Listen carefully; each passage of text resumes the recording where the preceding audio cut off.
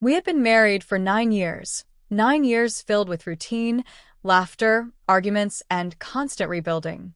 I always believed our relationship was strong. Not flawless, but steady. Her name was Marissa. She was stunning, captivating, the kind of woman whose mere presence could brighten any room effortlessly. Whenever she stepped through our front door, I felt lucky all over again. But recently, something felt off. It started subtly. Fewer messages during the day, her smiles seeming forced or delayed like she was putting on an act.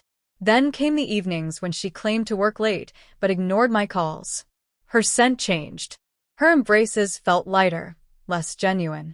She began sleeping in a tank top and shorts, something she once said made her feel chilly. When I asked if something was wrong, she brushed it off, saying, "You're just tired. You're imagining things." Then one Thursday evening, without warning, she said, "I think we need a break." I blinked, confused. A break? I chuckled nervously. What does that even mean? We're not teenagers. She avoided my gaze. I just need space. Time to think. To figure myself out. That phrase, figure myself out, hit me like a punch. I asked the question that was already burning in my mind. Is there someone else? She paused. The silence that followed said everything I needed to hear. But I didn't shout. I didn't throw anything. I just nodded and quietly said, "Okay." She looked shocked, almost disappointed. Maybe she expected an argument. Maybe she wanted to feel like the victim.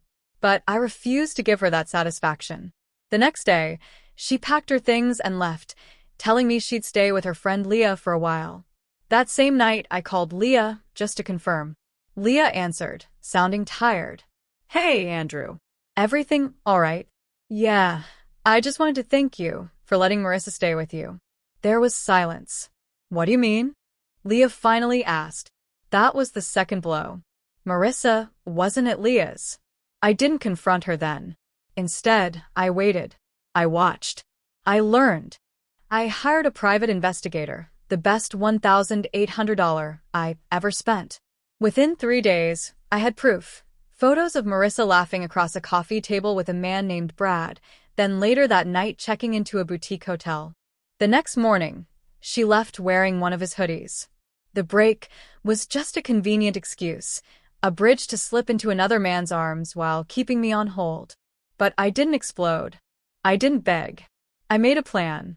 Quietly, I began preparing, separating finances, removing my name from joint accounts, rerouting mail, securing passwords, printing bank statements, all behind the scenes, like a man packing a parachute before the jump. A week later, she called casually. "Hey," she said like nothing had happened. "I've been thinking. I miss you. Maybe we should talk." My voice remained steady. "Talk about what?" "I don't know." Us. Maybe we just needed some space. Maybe that's all it was. She was testing me, feeling out if I would still fall for it. I replied, "Come over tomorrow. We'll talk." When she arrived, her eyes softened, watery, like she was stepping back into the safe place she'd always known. She sat down on the couch, and I realized something. Breaks don't fix anything. We should have faced the problems together. "I'm sorry," she whispered. I nodded, then handed her a manila envelope. "What's this?" she asked. "All of it," I said. "The hotel receipts, the photos, a full week of everything you've been up to. If we were going to work through this, we'd have to be honest." Her face went pale. "You hired someone?" "No," I said. "I loved you enough to look the other way, but I respected myself enough to confirm what my gut already told me." She looked like she wanted to cry. "I didn't sleep with him. It wasn't serious. I just needed a break." "You needed a break," I replied. "So I gave you one, a permanent one." She blinked. "What does that mean?" "It means I've already moved out. The lease is in your name now. The joint accounts are closed. My lawyer will contact you Monday. You're free, Marissa. You can be with Brad full-time." Her voice cracked. "Andrew, please. I made a mistake." I stood, walked to the door, and opened it. "You thought I'd always be here, that I was your safety net.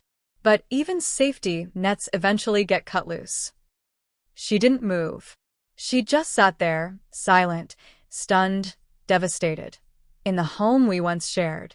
And I walked away. No yelling. No drama. Just peace. That was 3 years ago. Since then, I've started my own business, traveled, made new friends, and finally learned the strength found in walking away, not out of anger, but self-respect. Last I heard, Brad disappeared after 3 months. She sent me one long email titled, "I miss you." I never responded. Some breaks are just pauses. Others are endings disguised as pauses. The smartest thing I ever did was let her believe it was her choice.